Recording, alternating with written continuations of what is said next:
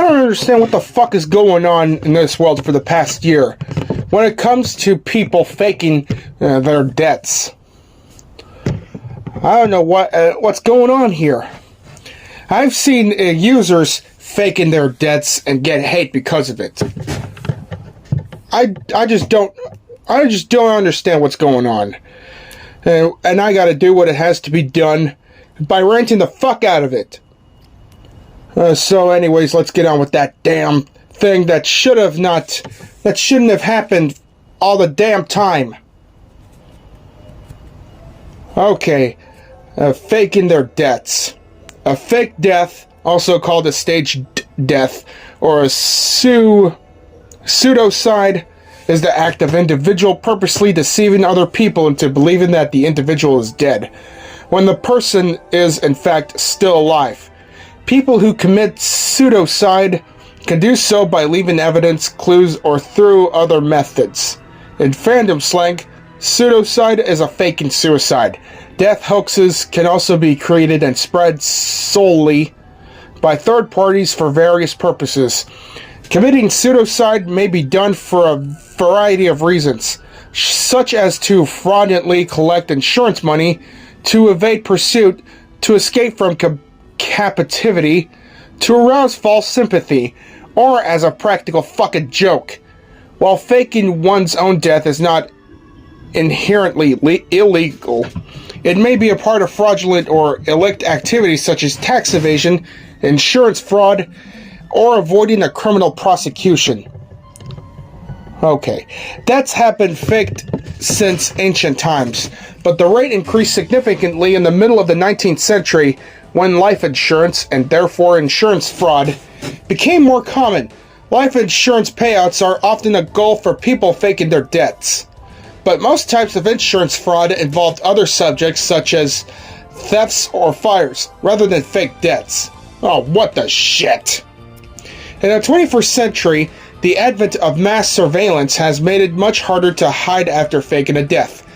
Credit and debit cards, social media, mobile phone systems, and other technological situations to make it difficult to make a clean break with the past identity. Widespread use of facial recognition tools can connect new identities to old social media accounts. A narcissistic desire to see how others react has prompted fakers to check websites for information about their disappearances. The locations of people who visit a website can be identified through the internet. I really do not know if Biggie Smalls or Tupac are still alive or not. I don't know if their debts are fake. I'm not sure. It's one of those mysteries that should be solved. Okay, the motivation. While some people fake their debts as a prank or self-promotion effort, or to get a clean start, the most common motivations are money or need to escape an abusive relationship. Okay, if you wanted to escape from an abusive relationship, yeah, if you want to stay away from a loved one who doesn't care about you or decided to treat you like shit, this is not the way to do that. Men are more likely to fake their debts than women. Oh my god! People who fake their debts often feel like they are trapped in a desperate situation. Because of this, an investigation may be triggered if the person disappears. No body is found and the person is in significant financial difficulties. Often the desperate person has assessed in the situation incorrectly. For example, John fucking Darwin, known as Canoe Man in the UK, incorrectly believed that his financial difficulties could not be resolved through bankruptcy or by seeking legal assistance. Daydreaming or fantasizing about disappearing can be a form of avoiding problems that people do not want to address, such as their dissatisfaction with their current situations. Faking a death in this situation goes beyond this common impulse to think about a different lifestyle and may be associated with manipulativeness, antisocial behavior, or sociopathic tendencies. Okay, I don't know what the fuck is up with that. Okay, on social media, false claims of death, including false claims of suicide, are not uncommon on social media accounts. Ah! Seriously? Fucking seriously? The people who do this are often trying to get an advantage for themselves, such as more attention or likes. Oh, come on, life ain't about being famous, right? And they lie about their deaths without thinking about the fact that there are people who would be upset, hurt, or psychologically affected by the news of their death. It may be an intentional effort to manipulate other people's emotions or to see how people would react if they had died. Online, people have claimed to be dead as a response to real or perceived mistreatment on social media, and posting news of their death, especially their suicide, is a way to punish the other users. Examples: fake deaths on social media include Ben Ann McLaughlin, a white woman who claimed to be a Native American under another name on Twitter, and whose deception was uncovered after she claimed to have died during the COVID-19 pandemic. Ah, fucking hell.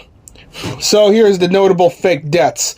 In the 1st century, Johann ben Zakkai faked his death to escape the Roman army. 14th century, Joan of Leeds was a nun who faked her death to escape from a convent. Shit! Okay, 18th century, Timothy Dexter was an eccentric 18th century New England businessman, probably best known for his fuck you! A book pickle for the knowing ones, or plain truth in a homespun dress.